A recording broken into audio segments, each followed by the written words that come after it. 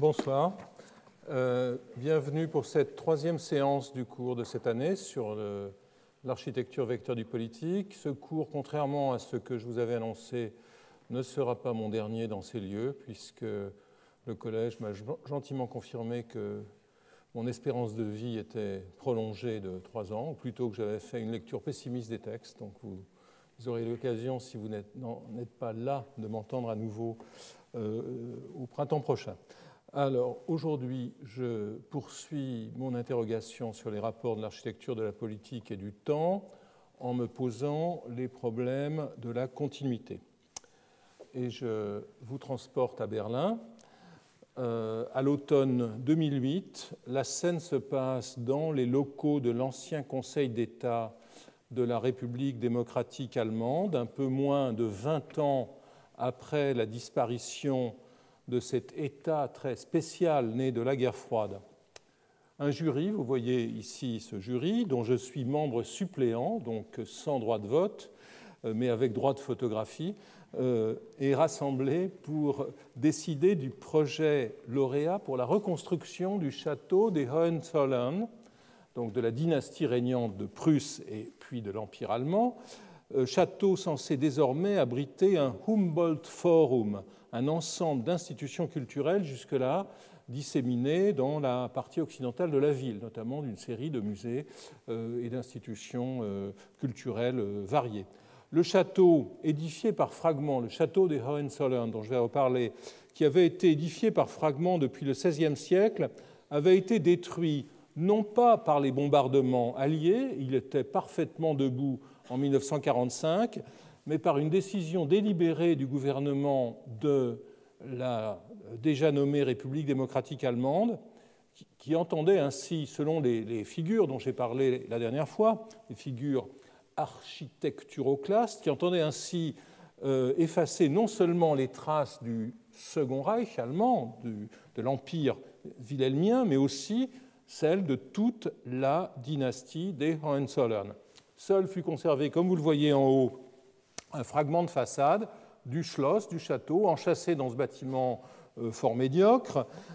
Pourquoi ? Car il contenait le balcon d'où Karl Liebknecht avait proclamé en novembre 1918 la chute du régime impérial, donc un lieu de mémoire du mouvement socialiste et communiste allemand. De l'autre côté de la rue, le Palace des Républiques, que vous voyez en bas, vestige des ambitions monumentales du régime est-allemand dans sa phase tardive, dans les années 70, grand bâtiment public qui ressemblait fort à un supermarché et qui fut détruit en 2006. J'aimerais rapprocher cette entreprise de celles qui furent engagées par d'autres régimes entendant effacer des changements résultant de soulèvements ou de révolutions. À Paris, la Chambre de la Troisième République naissante s'est refusée à restaurer le palais des Tuileries, incendié sous la Commune de 1871. Il était parfaitement possible de le reconstruire, mais le nouveau régime républicain, donc installé à partir du régime de la Troisième République, installé après un vote du Parlement de 1875, qui considéra d'abord d'y installer le musée des artistes vivants, qui était situé dans le Palais du Luxembourg, l'ancêtre du Musée national d'art moderne. Donc la Chambre de la Troisième République y voyait un symbole de l'absolutisme et détruisit les ruines des Tuileries. Comme vous le savez sans doute, certains fanatiques imaginent aujourd'hui encore de reconstruire l'édifice. Je ne commenterai pas. Moscou, j'en ai déjà parlé, mais j'y reviens. Moscou offre l'exemple d'une opération comparable à celle de Berlin. Comme on l'a déjà vu, le régime post-soviétique de Boris Yeltsin fit de la reconstruction de l'église du Christ Sauveur un symbole de la réparation des dommages causés par le vandalisme bolchevique. Milliers d'églises et de monastères détruits à Moscou et ailleurs.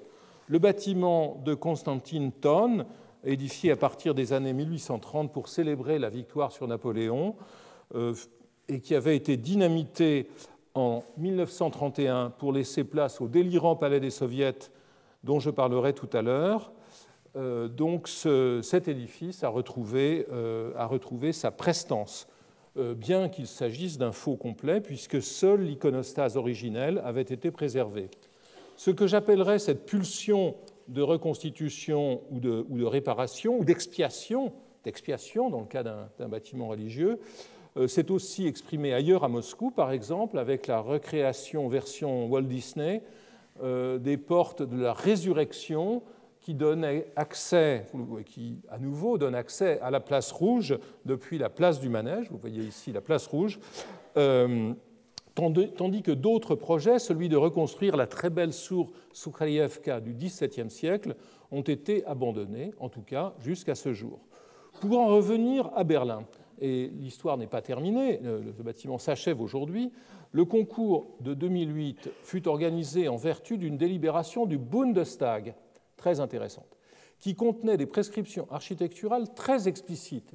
À mon sens, c'est une sorte de précédent que de voir un Parlement se prononcer sur l'architecture d'un édifice et subordonner ses financements au respect d'un cahier des charges architectural. En l'occurrence, le financement fédéral, vous savez que le Bund allemand, je parlerai de l'Allemagne la prochaine fois, le Bund allemand est très réticent à financer la culture directement. Le Bund, qui est une prérogative des Länder, le Bund a financé ce projet à condition que soit reconstituée non seulement la Schlüterhof, ainsi nommée d'après son auteur, sculpteur et architecte Andreas Schlüter, mais aussi la coupole du château, qui a été refaite en béton. Il est remarquable, et ici vous voyez le projet lauréat avec la coupole, dans le site, ici l'Altes Museum de Schinkel, ici le bâtiment du Conseil d'État de l'Allemagne de l'Est et la partie centrale, vestige du vrai château dont j'ai parlé, et voici le nouveau bâtiment avec la Schlüterhof et la coupole. Il est remarquable, disais-je, que la façade sud-est du château sur l'Ache-Pré, que vous voyez en dessous de cette image, construite à la fin de la Renaissance, n'ait pas été considérée comme devant être restituée avec toutes ces irrégularités charmantes et pittoresques qui font penser à la Conciergerie à Paris, contrairement aux grandes murailles du sud, du nord et de l'est.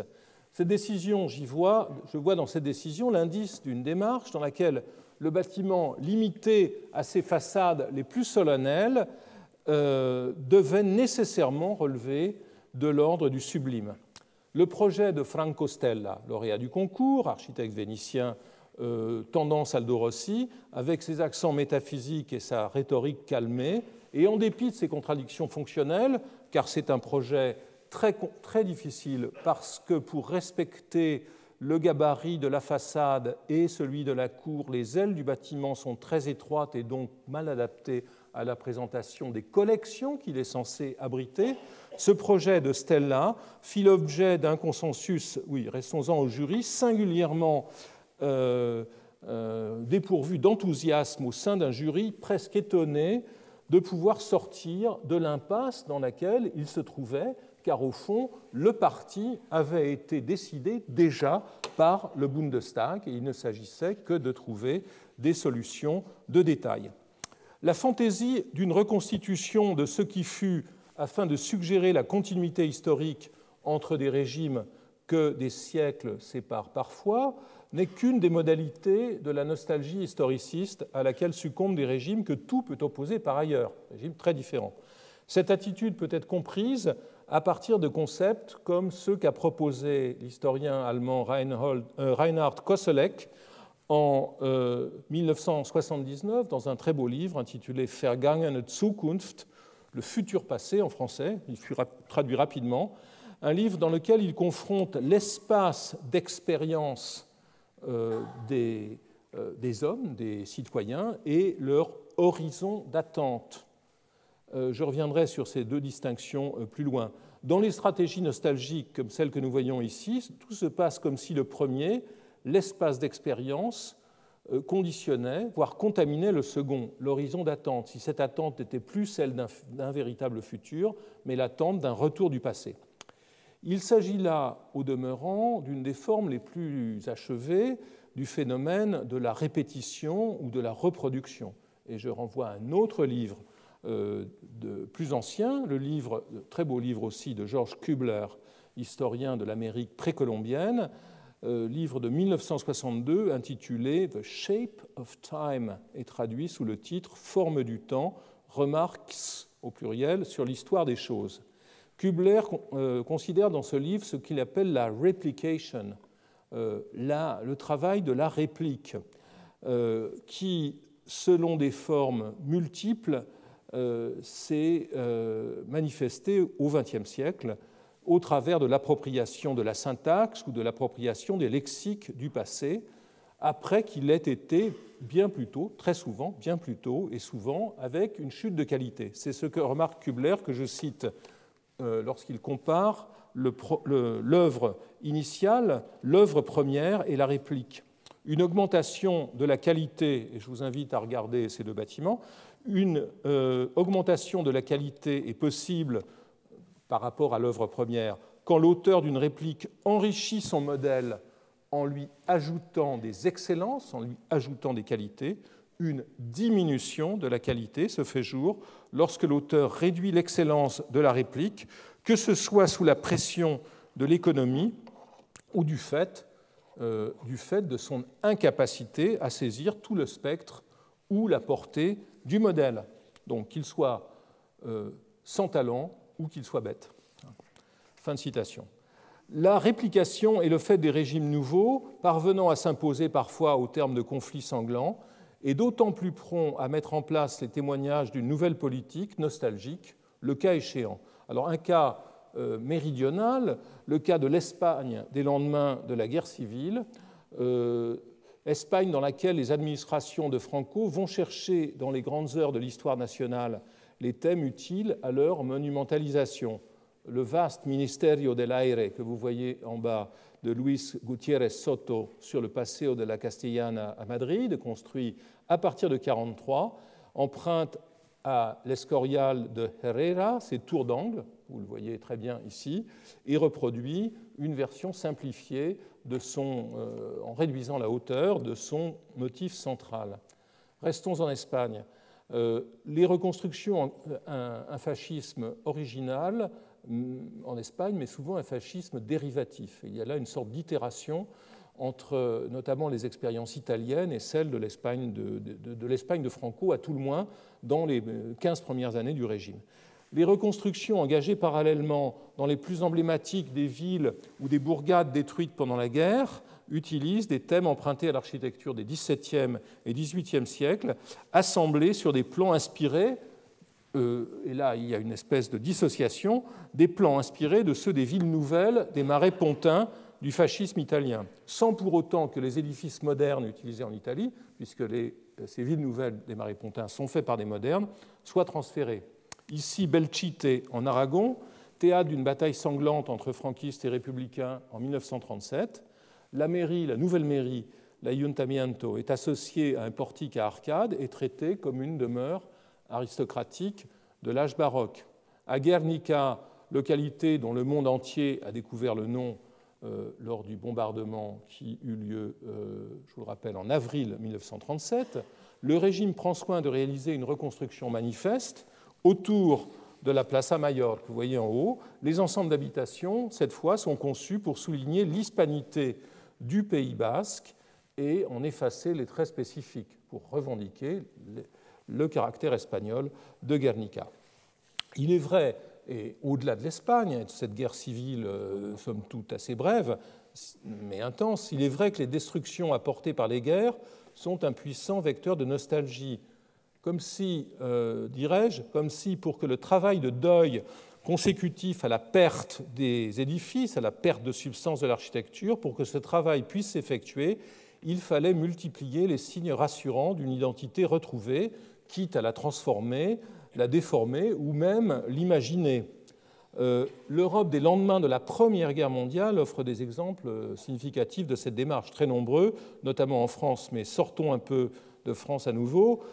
Ici, un des rares exemples de reconstruction allemande, puisque vous savez que les Allemands combattent à l'extérieur de leur territoire pendant la Première Guerre mondiale, à une exception près, qui est la Prusse orientale, que les Russes parviennent à envahir en 1914. Donc ici, Goldap, bourgade de Prusse orientale détruite par l'armée du Tsar en 1914, La reconstruction est menée de 1916 à 22 par Fritz Schophol, un professionnel lié à l'école de Stuttgart, dont on aura l'occasion de reparler, et à des théoriciens comme Georg Steinmetz, une reconstruction qui prendra une valeur démonstrative tout au long de la République de Weimar, en condensant l'image d'une architecture traditionnaliste ancrée dans les solutions du début du XIXe siècle.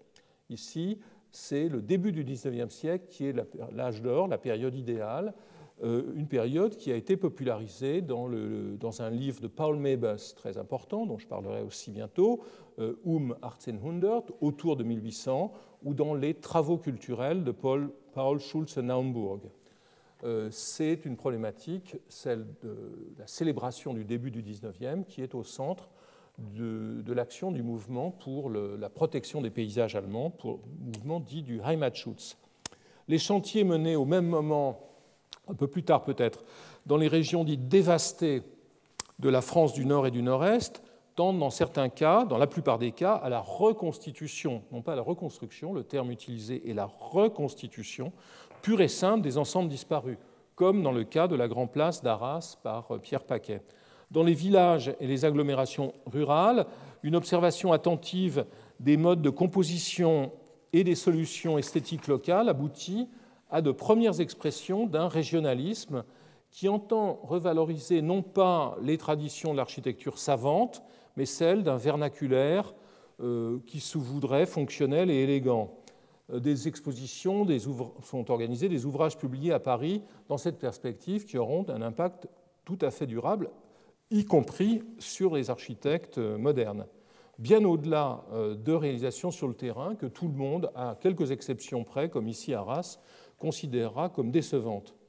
L'ouvrage de Charles Le Trône, l'architecte du Zoo de Vincennes, comme vous le savez sans doute, Murs et toits pour les pays de chez nous, en codifie en 1923 les principes sous une forme séduisante. Ce livre sera sur toutes les tables des élèves de l'École des Beaux-Arts pendant des décennies. Lorsque de nouvelles destructions frapperont la France en 1940, et en dépit des accents conservateurs du régime de Vichy, le rapport poursuivi avec la tradition sera associé à des démarches plus expérimentales, dont j'ai déjà parlé ici, comme celle conduite sans tarder dès 1940-41 à Gien ou Sully dans le Val-de-Loire. Des opérations qui se déroulent sur les lieux mêmes des destructions qu'elles visent à effacer. Ce rapport au passé peut aussi prendre des formes différentes dès lors qu'il se met en place entre deux villes distantes dans l'espace et dans le temps. Il ne s'agit plus alors de l'identification à un état antérieur d'un lieu donné, du lieu où l'histoire se passe, mais plutôt d'un double transfert par lequel une forme urbaine en vient à en contenir une autre, selon un principe homologue de celui que la science littéraire appelle l'intertextualité. Et c'est un phénomène que je vous propose un néologisme de dénommer interurbanité. Comme les relations entre deux textes, celles établies entre deux formes urbaines peuvent procéder par citation, paraphrase, parodie, inclusion, condensation et selon de multiples autres figures, comme c'est le cas par ailleurs pour les relations entre édifices. Il en va ici de ce que Gérard Genette, qui vient de disparaître, dénommait plaisamment pour nous, l'architexte, et qu'il définit, je cite, comme cette relation d'inclusion qui unit chaque texte aux différents types de discours auxquels il ressortit. Et je dirais qu'il y a un architecte architectural et urbain, et j'en donnerai quelques exemples. Le cas de Venise est, de ce point de vue, tout à fait emblématique de Venise, des édifices, de leur décoration et du sens qu'ils prennent. Les chevaux de bronze, que vous voyez ici au milieu de la façade de la basilique de Saint-Marc, qui avaient été transportés de Constantinople à Venise au XIIIe siècle par le doge Enrico Dandolo à la suite de la 4e croisade, n'était pas qu'un ensemble de sculptures autonomes, qu'un morceau, qu'un objet, mais il faisait partie intégrante de la composition de l'hippodrome de Constantinople. Une fois placés sur la terrasse de la basilique de Saint-Marc, ils font de la place qu'ils dominent une nouvelle version de l'espace majeur de la capitale de l'Empire byzantin. Venise devient ainsi la nouvelle Constantinople. Et le symbole était si puissant qu'en 1798, comme vous le savez, Bonaparte transporte ses chevaux de Saint-Marc, désormais dénommés de Saint-Marc, à Paris, afin d'en surmonter l'arc de triomphe du Carrousel, avant même qu'il ne concrétise lui-même le projet d'un nouvel empire s'étendant à l'échelle de toute l'Europe, et incluant Venise. Ces chevaux y revinrent à Venise au lendemain de Waterloo. Si Venise entendit capter l'aura de Byzance, et cette correspondance entre l'hippodrome et Saint-Marc a été notamment soulignée par ce magnifique historien des villes qu'était André Corbeau. Donc, si Venise capte l'aura de Byzance, le projet d'une renovatio urbis formulé à Rome par plusieurs papes et mis en œuvre notamment dans les programmes monumentaux de Jules II ou Sixte XV, se traduit par l'interruption définitive du vandalisme et du recyclage dans les fours à chaux romains des édifices antiques et de leurs marbres, et par la réécriture de la topographie d'une ville où les vestiges sont identifiés, étudiés, célébrés, copiés. C'est d'elle-même cette fois-ci, que se nourrit la Nouvelle Rome par un phénomène d'auto-intertextualité. J'accumule les radicaux grecs ici. Dans le même temps que de nouvelles formes urbaines la rendent plus accessible à ses habitants et aux pèlerins. La grandeur de la Rome impériale est utilisée comme signifiant au service des valeurs du catholicisme, ce que, dès le début du XVIe siècle, et bien sûr la contre-réforme ne fera que confirmer cette attitude quelques décennies plus tard. Le modèle de la Nouvelle Rome, ici le trident de la Piazza del Popolo avec ses trois rues, la Via del Corso au centre, la Via del Babuino en haut et la Via di Ripetta en bas.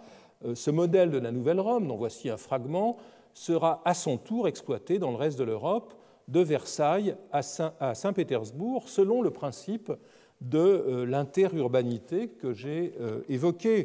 Cette figure du trident, on la retrouve à Versailles, avec les avenues de Saint-Cloud, de Paris et de Sceaux. On le retrouve ce trident qui ici trouve son origine non pas dans le palais impérial comme à Versailles, où c'est le palais de Louis XIV qui en est le point d'arrivée ou le point de départ. Ici, un trident est plutôt une forme rayonnante qu'une forme convergente. Ici, le point de départ, c'est la flèche de l'amirauté, du siège de la marine du tsar. Et les trois voies, c'est la fameuse perspective Nevsky, c'est la perspective Voznesenski et la rue Gorokhovskaya au milieu. Donc, cette figure du trident est une figure nomade, une figure interurbaine. Dans les cas de Venise et de Rome, les sources d'inspiration sont à chaque fois uniques, ou en tout cas, il y a une source dominante, Constantinople pour Venise, Rome pour Rome. L'hypothèse de la rénovatio se trouve aussi plus tard dans le cycle correspondant à la formation des États-nations européens au XIXe siècle. Et c'est sans doute à Athènes que ce dessin est le plus clairement formulé dans un jeu assez complexe, une fois écartées les idées de Leo von Klenze, l'architecte du roi de Bavière, qui avait déjà exploité le répertoire grec à Munich, dans la Munich de Louis Ier. Avec les édifices néoclassiques de Théophile et Christian Hansen, architectes danois, les institutions du nouvel État sont hébergées dans des conteneurs en forme de temple, mais dont les dispositifs intérieurs sont ajustés évidemment au programme moderne, une bibliothèque, une académie, une université. Yanis Thiomis y reviendra dans le colloque du 15 juin dans ces murs. Dans le grand bazar de l'historicisme du XIXe siècle, tout change. À l'heure où l'histoire de l'architecture devient pratiquement universelle, comme le montrent les ouvrages d'histoire à partir de 1721, du premier d'entre eux, l'essai d'une architecture historique de Fischer von Erlach, architecte viennois, puis avec le recueil et parallèle publié par Jean-Nicolas Louis Durand en 1801, ou encore beaucoup de travaux des écoles et des historiens, il devient donc légitime de rassembler dans une ville unique des fragments ou des édifices aux origines les plus diverses. un cas précis, en l'occurrence, celui de la Vienne des années 60, où Hansen va parvenir à transporter les figures de sa propre architecture athénienne en édifiant le Parlement. Je ne vous le montrerai pas aujourd'hui, j'y reviendrai plus tard. Les modèles à Vienne sont en quelque sorte spécialisés. L'opération urbaine d'ensemble à laquelle la Ringstraße donne son nom est fondée sur la captation de précédents multiples. Ce que l'on appelle la Ringstraße à Vienne, c'est une sorte de métonymie. Ce n'est pas simplement la rue, la voie annulaire, la Ringstraße, mais c'est le quartier de chaque côté de cette voie polygonale qui assure la soudure entre l'Altstadt, la ville ancienne, et le Vorstadt, et le faubourg, la ville plus tardive. Les édifices regroupés à l'ouest du centre transcrivent des changements profonds dans les rapports entre la cour impériale et la société civile, ainsi que l'a montré magnifiquement il y a plus de 30 ans Karl Schorske dans son très beau livre « Vienne, fin de siècle ». Cette transposition prend la forme d'une sorte d'encyclopédie architecturale, dont le point de départ est l'épisode viennois du Printemps des peuples de 1848, de la Révolution de 1848, qui tétanisa le pouvoir impérial. Pour commémorer l'attentat, la survie plutôt, de François-Joseph lors d'un attentat perpétré cette année-là, 1848, cette église votive est construite à partir de 1856 par Ferstel dans une écriture néogothique qui est en train d'envahir tout le continent. Elle vise à témoigner, je cite, du patriotisme et de la dévotion du peuple d'Autriche à la maison impériale. Mais, évidemment, pour l'organe des libéraux, la Neue Freie Presse, elle n'est rien d'autre qu'un symbole du régime, du sabre et du goupillon, terme du journal. Après leur défaite de 1859 face aux Français, le prestige des militaires autrichiens est définitivement terni et ils consentent à se défaire des fortifications qui entouraient encore l'Altstadt. Voici l'Altstadt, ici se trouvait le champ de manœuvre des militaires et le rempart était là. La Constitution met en place l'année suivante un régime parlementaire qui trouve dans les terrains ainsi libérés une scène, enfin cédée par l'armée, une scène pour se représenter, avec notamment le Parlement, dont je parlerai une autre fois. La nouvelle situation politique est transposée spatialement et visuellement avec ce quartier annulaire qui remplace le rempart et son glacis. Selon la belle formule de Schorske, le libéralisme autrichien construit alors sa ville sur la colline, célébrant dans la pierre les valeurs victorieuses d'un Recht, d'un droit rationnel et éthique, et d'une Kultur, inutile de traduire, d'une Kultur esthétique raffinée. Fin de citation.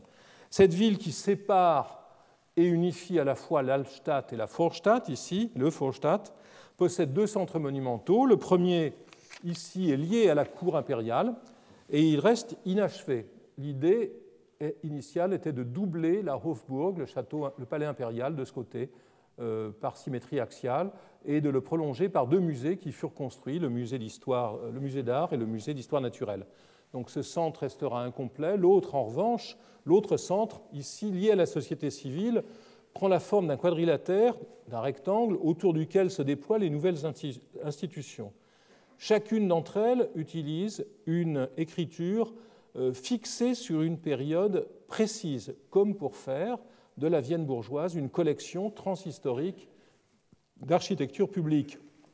Pour célébrer le pouvoir de la municipalité, le pouvoir des élus locaux, l'hôtel de ville de Friedrich von Schmidt emprunte son beffroi aux grands édifices construits entre la fin du Moyen-Âge et la Renaissance, aux Flandres ou aux Pays-Bas, dans des villes où l'autonomie communale est ancienne et bien ancrée.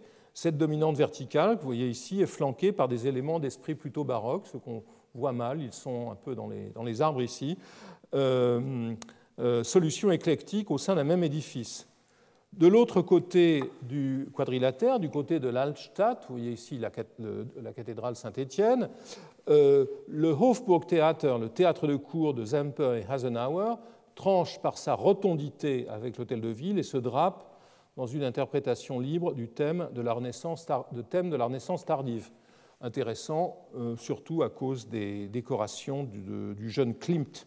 Symétrique du Parlement, si on revient à cette image, le Parlement est ici, symétrique du Parlement, l'université a une présence d'autant plus remarquable qu'elle a été en but pendant beaucoup d'années aux attaques de la droite antisémite et réprimée après la participation des étudiants et des enseignants au combat de 1848. Plutôt que le néo-gothique qui aurait fait allusion aux origines religieuses des collèges européens, ou les solutions plus radicales proposées par les universitaires, plus ancrées dans l'âge du fer et du verre du XIXe siècle, Heinrich von Ferstel s'arrête aussi sur un langage ancré dans la Renaissance afin de connoter le caractère séculaire, humaniste de l'institution.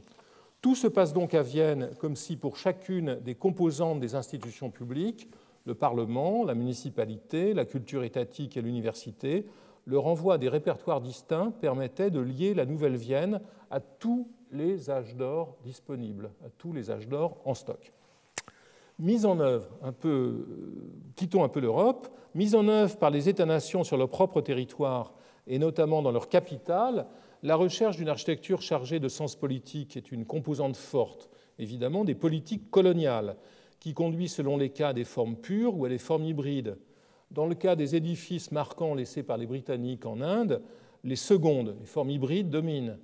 À l'exception des églises, assez peu nombreuses, les écritures néogothiques très rigoureuses sont rares. Mais certains éléments gothiques se voient associés à des formes orientales ou à des textures orientales, comme dans le cas de la gare Victoria, aujourd'hui Chhatrapati Shivaji Terminus de Mumbai, construit à partir de 1888. Cette écriture dite néo-saracénique, néo-sarrasine, fait appel à des éléments largement fictifs. Cela a été démontré par d'excellents historiens britanniques. En revanche, autre langage, lorsque Lutyens édifie le palais du vice-roi, qui est l'élément dominant de son plan pour la Nouvelle-Delhi, achevé en 1931, il associe un plan axial très complexe, il y a des centaines de pièces dans ce bâtiment, à un ensemble de traits empruntés à l'architecture moghole. Le bâtiment est réglé par un ordre unique. On ne le voit pas très bien sur cette façade, d'ailleurs, c'est bizarre, mais c'est la façade sur les jardins, alors que l'ordre est plutôt de l'autre côté. Cet ordre unique que l'on dénommera le dorique de Delhi. La mince corniche, on la voit ici, est à l'image de la Chouja. Ces toits sont ponctués par des pavillons évoquant les chhatris de l'architecture moghole, et le motif de pierre entourant la coupole, cette fois, est emprunté à l'Inde bouddhiste, et notamment à la stupa de Sanchi. J'ai évoqué le mouvement postérieur et parfois parallèle que l'on peut détecter dans la politique conduite par les Français en Afrique du Nord, en présentant les programmes initiés en Algérie par le gouverneur Jonard ou ceux de Lyautey au Maroc. Je n'y reviens pas. Et je vous entraîne plutôt vers l'est de l'Europe, où est la jeune Union soviétique, où l'imposition du slogan d'un réalisme dit socialiste à l'architecture soviétique, imposition qui se met en place au début des années 30, fait figure de cas précoces de postmodernisme, comme le postmodernisme des années 80, le réalisme socialiste a une dimension passéiste. Comme le postmodernisme, il est réactif, il réagit à ce que certains Russes considèrent à l'époque les excès des avant-gardes. Les projets des différents groupes de l'avant-garde, en effet, sont considérés par une partie des dirigeants russes comme incapables de répondre à l'attente esthétique des masses au nom desquelles ces dirigeants entendent parler, après que les mêmes dirigeants aient été manipulés par certaines factions internes à la profession qui aspiraient à la commande que les architectes de l'avant-garde semblaient monopoliser. Comme dans le champ de la littérature où les dites masses sont décrétées ne rien comprendre aux poésies de Maïakovsky, un facteur qui s'ajoute à ceux d'ordre plus intime conduisant à son suicide, l'architecture des boîtes modernes est critiquée par les tenants d'un art prolétarien selon lesquels, comme les riches, comme les anciens possédants de l'Ancien Régime, le peuple aurait droit aux colonnes. Alors, le principe cardinal de ce que Régine Robin, théoricienne de la littérature française active au Canada, de ce qu'elle a considéré comme une esthétique impossible, celle du réalisme socialiste, le principe cardinal est l'assimilation dite critique de l'héritage. Un slogan qui se prête évidemment à toutes les interprétations. En matière littéraire, c'est le roman du XIXe siècle qui est considéré comme canonique, position qui est au centre de la controverse qui oppose par exemple le Hongrois György Lukács à Bertolt Brecht à la fin des années 30, Brecht étant un partisan de la littérature moderne. Mais quels sont les passés acceptables en architecture? Assurément pas l'architecture de la Russie médiévale, considérée comme une expression de la féodalité, pas plus que l'architecture de Rome, considérée comme émanant d'une société esclavagiste. C'est vers la Renaissance, époque où la bourgeoisie, classe montante, est considérée dans le discours de l'époque comme progressiste, que s'oriente la recherche des précédents. Et peu importe ici si Joltowski, très fin dessinateur, avait déjà utilisé sa connaissance de Palladio au service des marchands de la Moscou d'avant 14. Ici, Joltowski, en 1913 à Moscou, produisant une version dilatée du Palazzo Thiene de Palladio à Vicenza. 20 ans plus tard, le même Joltowski construit le premier édifice considéré comme illustrant le canon du réalisme socialiste sur la rue Mokhovaya, en dessous du Kremlin, un édifice qui, cette fois-ci, est dérivé de la loggia du Capitaniato du même Palladio, toujours à Vicenza. Donc vous voyez, deux palladianismes différents au service de deux clientèles tout à fait différentes. Par la suite, les projets de Joltowski connaîtront ce qu'un auteur du nom de Göhler, un esthéticien du nom de Göhler, définit comme étant la Formermüdung en allemand, ou la fatigue esthétique. Par exemple, avec son immeuble pour les cadres du ministère de l'Intérieur, c'est-à-dire de la police politique de 1954, encore 20 ans plus tard. C'est un autre Palladio, alors cette fois-ci réduit à peu de choses, réduit à ce petit tempietto en haut du beffroi. C'est un autre Palladio que Joltowski emprunte ses formes. Pour la même redoutable institution, la police politique, Chousseff considère le palais Farnèse de Vignolles à Caprarola comme un précédent légitime et réalise ainsi, comme Vignolles, une des rares architectures jamais pensées sur un plan pentagonal. Redevenue capitale en 1918 après 2 siècles d'éclipse, Moscou utilise des figures urbaines empruntées à Saint-Pétersbourg, par exemple pour l'aménagement des quais, pendant que les grandes compositions classiques françaises permettent d'illustrer la notion d'ensemble qui est opposée au projet sériel des constructivistes. Là aussi, je devrais revenir dans le détail. Mais il est aussi possible de voir dans la capitale retrouvée de la Russie une autre Rome. Au XVIe siècle, le moine Philothéus, ou Philophei en russe, avait vu en Moscou la 3e Rome, après celle de l'Antiquité et la Rome chrétienne, adjurant le tsar de prendre conscience de ce statut. Ainsi que l'a montré l'historienne américaine Catherine Clark, c'est désormais une 4e Rome que la Moscou stalinienne entend devenir, régnant concrètement et symboliquement sur l'humanité dite progressiste. Ce tropisme romain ne rend que plus intéressant, plus amusant même, l'attention de certains Russes de ce moment précis, comme Lazar Rempel, historien de l'architecture, pour l'architecture de l'Italie fasciste. Rempel croit y voir des enseignements utiles pour l'Union soviétique, une position sans doute un peu trop hardie et qui entraînera sa disgrâce et sa relégation en Asie centrale, où il consacrera la suite de sa vie à étudier l'urbanisme médiéval. Un tournant dans la transition, châtiment fort mesuré dans le contexte de la Russie stalinienne.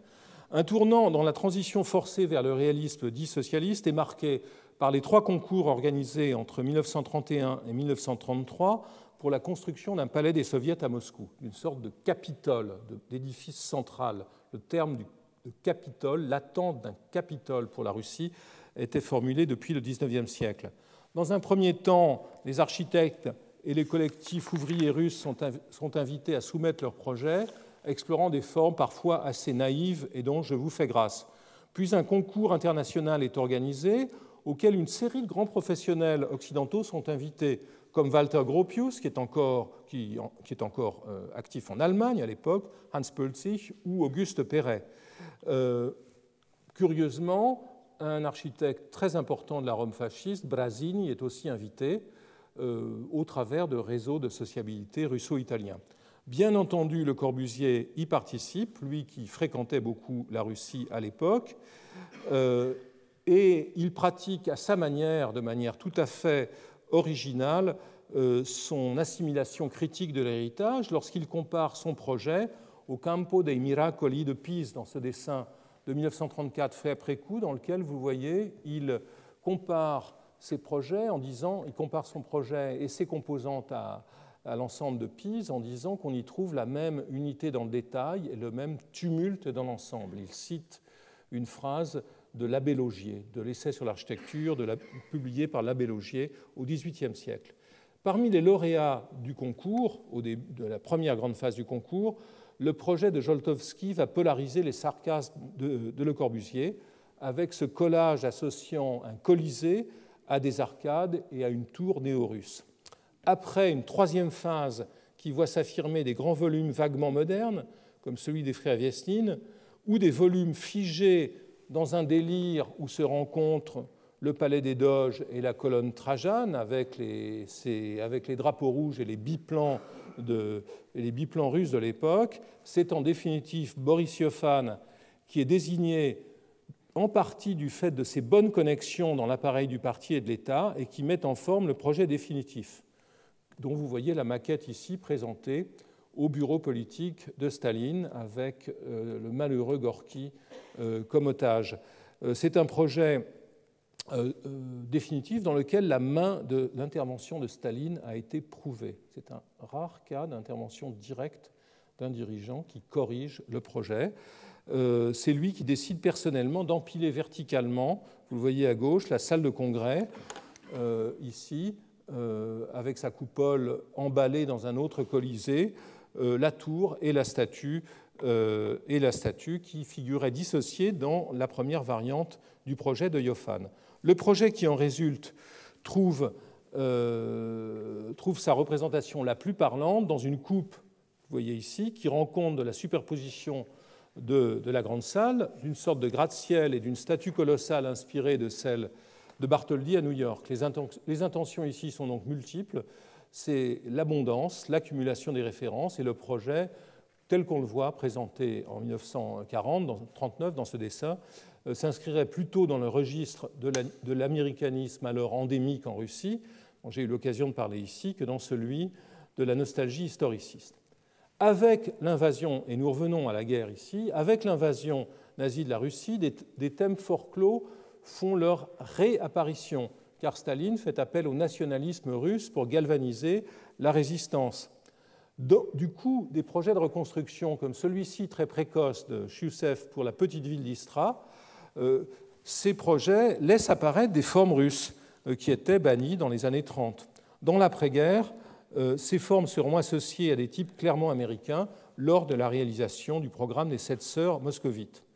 Dans une nouvelle situation après 1945, qui voit une partie de l'Europe passer sous l'hégémonie soviétique, les architectes des démocraties dites populaires doivent s'aligner, ce qui conduit à un faisceau de démarches parfois originales.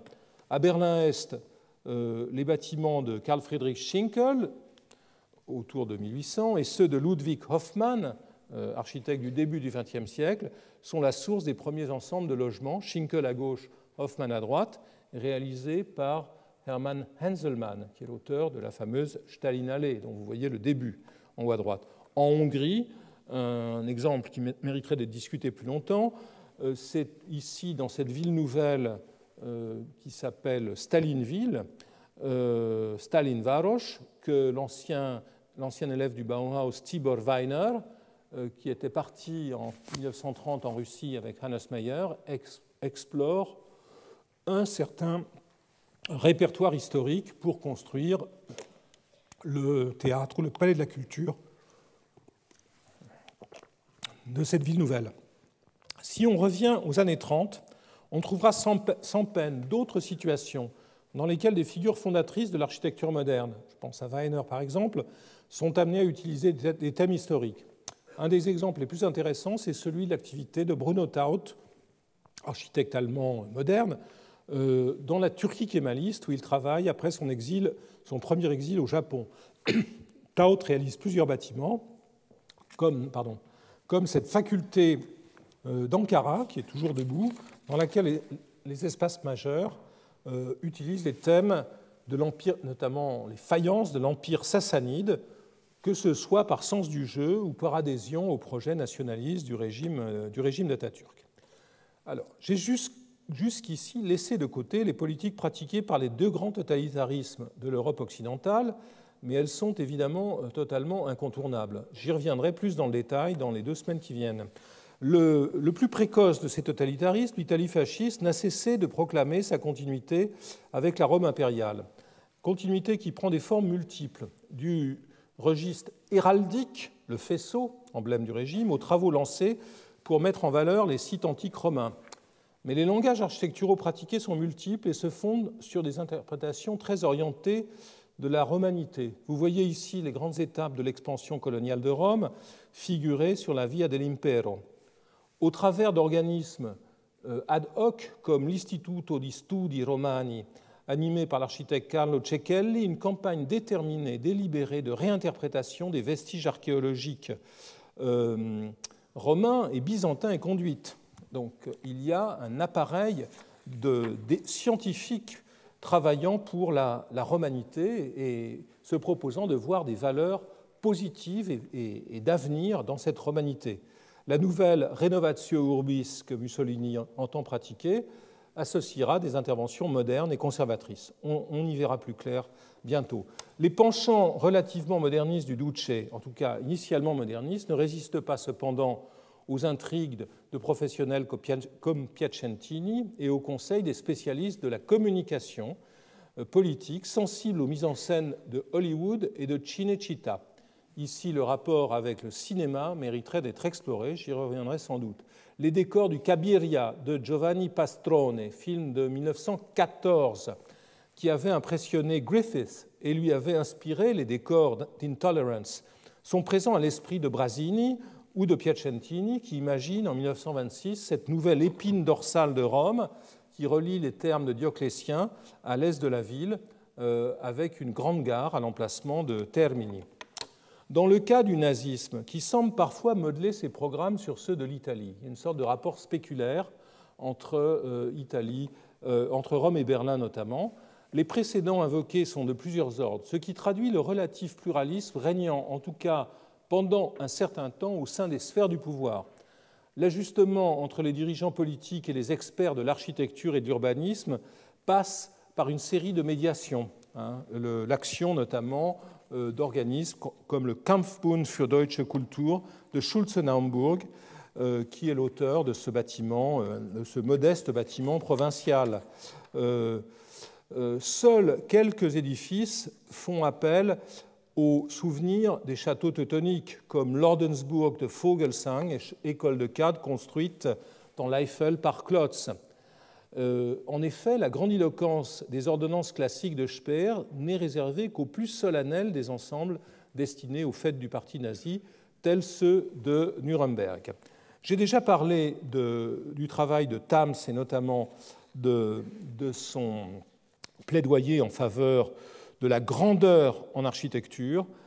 C'est aussi une des dimensions de l'action du nazisme qui se nourrit, vous le voyez ici, à la fois de la modernité technologique lorsqu'il s'agit de construire l'édifice en béton à gauche avec des techniques très avancées. Les Allemands vont jusqu'à consulter pour certains de leurs ouvrages pendant l'occupation Freycinet, l'ingénieur français Freycinet, mais vous voyez que dans le même temps, l'après-guerre de cet édifice est pensé comme devant se modeler sur les édifices de Schinkel. Lorsque les architectes du Reich s'emploient à concevoir des mémoriaux, les précédents sont ajustés aux circonstances géographiques. J'ai déjà parlé du travail de Wilhelm Kreis, mais je voudrais revenir sur son Teutoburg, qui était, je vous le rappelle, censé se dresser sur les rives du Dniepr pour célébrer la victoire naziste sur l'Union soviétique. Il aurait pris la forme d'une pyramide conique et creuse, vous voyez la coupe en bas, qu'il est possible de rapprocher à la fois de ce cénotaphe en bas dessiné par Boulet et qu'Émile Kaufmann avait exhumé en 1933 dans son livre Von Ledoux bis Le Corbusier, qui était connu aussi des architectes conservateurs comme Kreis, et évidemment, il évoque le tumulus de Waterloo. Coïncidence troublante, il est proche, en tout cas par l'intermédiaire de Waterloo, de ce projet de mémorial conçu par les Russes pour célébrer leur victoire à Stalingrad. Je reviendrai plus en détail sur ces deux situations de l'Allemagne et de l'Italie. Quant à la Russie, le remplacement des premiers révolutionnaires attachés pour certains à l'invention artistique par les nouveaux cadres sensibles au kitsch et rassurés par les architectes historicistes se conjugue avec la rancune du parti contre les constructivistes. Dans tous les cas, ici aussi, les historiens de l'art et de l'architecture, même à leur corps défendant, Kaufmann, juif, a dû quitter l'Allemagne, sont actifs pour célébrer les projets et, s'ils ne les célèbrent pas, pour les légitimer. Les nouveaux nationalismes se sont mis à la recherche de types ou de figures utilisables. Il en va ainsi des premières décennies du pouvoir soviétique, lors desquelles une certaine pression s'exerce sur les républiques afin qu'apparaissent des langages spécifiques. Si la tendance dominante est à la recherche d'éléments décoratifs puisés dans les répertoires historiques et déployés selon des plans académiques, des tentatives plus originales apparaissent. J'en évoque une ici qui est particulièrement amusante.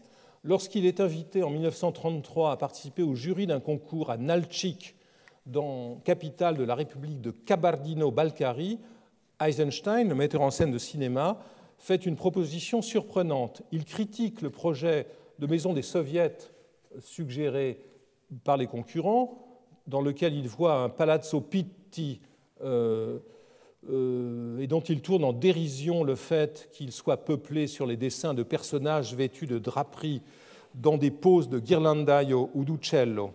Pour ancrer l'architecture de la Nouvelle République, non pas dans la Renaissance florentine, mais dans la culture nationale, il suggère d'utiliser ce que vous voyez en haut, le chapeau de feutre blanc des bergers locaux. Il écrit « Cette forme toute simple et belle peut être à la base d'un nombre infini de variations pour tous les types de problèmes classiques posés par les volumes et les surfaces. » Et il propose de le manipuler afin d'obtenir une forme proche de celle du Palais des Soviets proposée par Le Corbusier. Retournons le chapeau, vous le voyez retourné ici, mettons-le à l'envers, recoupons-le par un disque à différents niveaux, vous voyez ici, transformons la corniche en balcon, posons-le sur le flanc, c'est ce qu'on voit ici, nous obtenons des variations sur n'importe quel thème, et le reste est affaire de sites, de fonctionnalités, de béton, de relief et autres. Évidemment, la proposition ludique d'Eisenstein n'aura aucun écho. L'aspiration à inventer une culture nationale, en revanche, se refera jour à la fin du XXe siècle dans les nouveaux États issus de l'éclatement de l'Empire soviétique et qui n'avaient pas tous une architecture monumentale historique. Ainsi, dans un pays largement peuplé de nomades comme le Kazakhstan, il n'y avait guère de précédent utilisable, à part celui de la yourte ou de la tente. Pour édifier dans les steppes Astana, nouvelle capitale devant remplacer Almaty, fondée par les Russes à la fin du XIXe siècle, le président à vie Nazarbayev a recruté au Japon Kurokawa.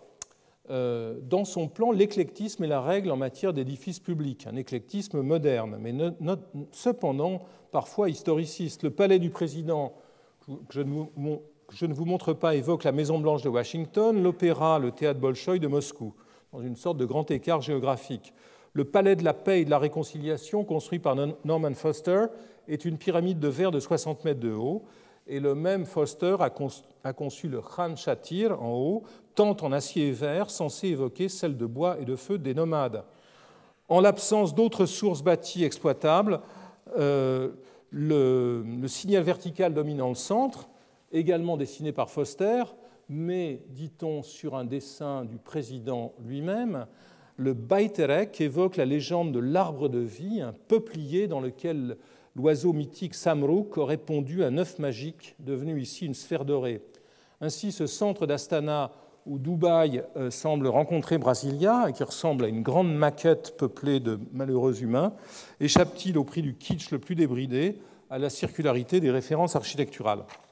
Comme le montrent ces convergences entre les mémoriaux allemands et russes, des régimes opposés, puis au fond, dans un répertoire relativement limité lorsqu'ils entendent trouver une légitimité dans l'histoire, revendiquant souvent leurs relations avec des périodes historiques ou des lieux distants. Plusieurs considérations d'ensemble paraissent utiles à ce stade. La première est d'ordre architectural. Le dispositif de la translation d'une forme dans le temps, une des formes de l'intertextualité architecturale, porte selon les cas et parfois simultanément, si j'utilise un modèle linguistique, sur la syntaxe et sur le lexique. Le recours à ce dernier est plus évident tant il est facile de réduire l'histoire de l'architecture à celle de style, entre guillemets, terme que je n'utilise que très peu, comme vous l'avez vu, dont le décor serait l'expression. Mais la syntaxe, autrement dit le mode d'organisation des espaces et des éléments d'architecture, peut aussi faire l'objet d'une appropriation. Il est intéressant de noter combien certaines périodes concentrent l'attention de maîtres d'ouvrage et d'architectes que tout semble opposer par ailleurs. C'est d'une véritable fixation que l'on pourrait parler à propos de la Grèce antique, que Karl Marx considérait comme l'enfance de l'humanité, fixation infantile donc, de Rome ou du Moyen-Âge, roman ou gothique, de la Renaissance ou encore du classicisme du XVIIIe siècle. Quant au type d'édifice, ils sont susceptibles d'interprétations fort différentes. L'analyse de Kubler sur l'objet premier confronté à la réplique venant ici à l'esprit. L'idéal du temple grec est utilisé à des fins mémoriales dans le Valhalla de Klenze à Regensburg, à Ratisbonne, pour les sessions du Parlement par Hansen à Vienne, mais aussi pour celle de la Cour suprême à Washington par Cass Gilbert. La lecture n'est pas ici formelle, comme celle que fait Le Corbusier dans Vers une architecture, mais métonymique. Le temple renvoie avant tout à l'âge d'or de la démocratie. Il en va évidemment différemment des temples édifiés par les nazis qui entendent souligner la continuité raciale mythique des Aryens. Quant au programme politique, le gothique est aussi recevable pour l'architecture des assemblées élues. Le gothique est recevable de Westminster au Parlement de Budapest, qui en est une sorte de réplique ou d'extension dans laquelle le modèle d'origine est repris indirectement. Cette fois, la métonymie rend compte de la foi ou de l'esprit collectif qui a présidé à la construction des cathédrales. Plus encore que l'édifice proprement dit, le lieu chargé historiquement qui le reçoit devient à l'occasion nomade aussi. L'archétype du Capitole romain est transporté à Washington sous la forme d'un grand édifice à coupole et non celle d'un temple ou d'un espace ouvert. Et la transposition faite de la colline en question, du Capitole, par Michelangelo se retrouve, regardez ce trapèze qui évoque la forme de la place du Capitole que connaissait très bien Tanguay, cette forme se trouve dans le mémorial de la Daitoa qu'il se proposait d'édifier sur les pentes du mont Fuji pour célébrer les victoires du régime japonais pendant la Seconde Guerre mondiale. L'archétype du forum est utilisé de manière systématique, tant à Moscou, lorsque Lissitsky critique en 1934 un des concours postérieurs à celui pour le Palais des Soviets, j'y reviendrai peut-être aussi, qu'à Rome, évidemment, sur les bords du Tibre et dans les villes emblématiques du Troisième Reich, les Führerstädte, les villes dédiées aux Führers, chacune centrée sur un Gauforum monumental comme celui de Gießler à Augsbourg.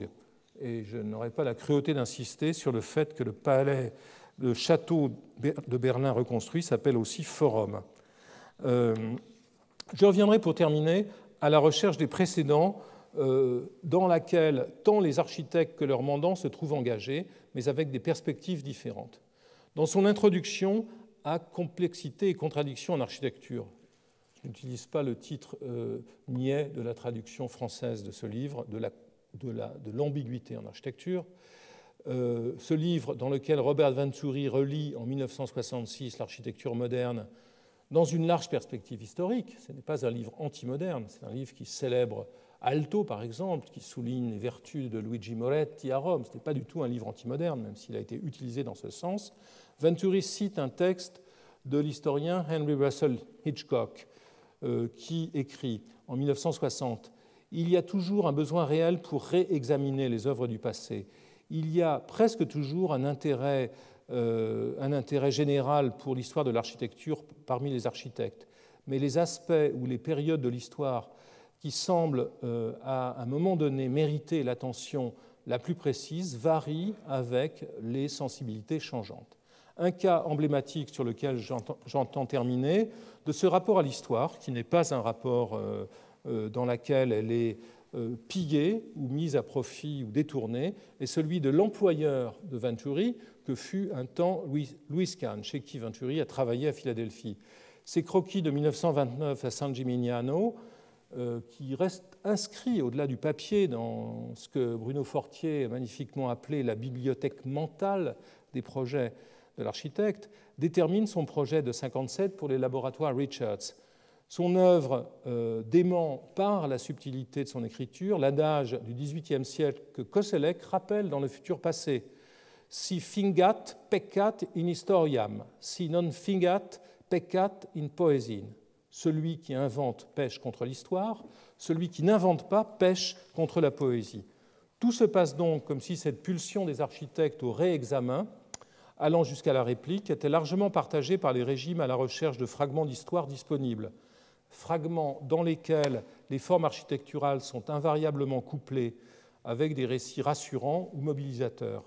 Le plus souvent mythiques, ces récits, associant un édifice et un mythe fondateur, ou un fragment d'histoire mythifié, ces récits partagent, en dépit de leurs différences, un même centrage, celui d'une attention, d'une obsession d'un âge d'or dont le retour serait rendu possible, comme par miracle, par le truchement magique de l'architecture. Merci.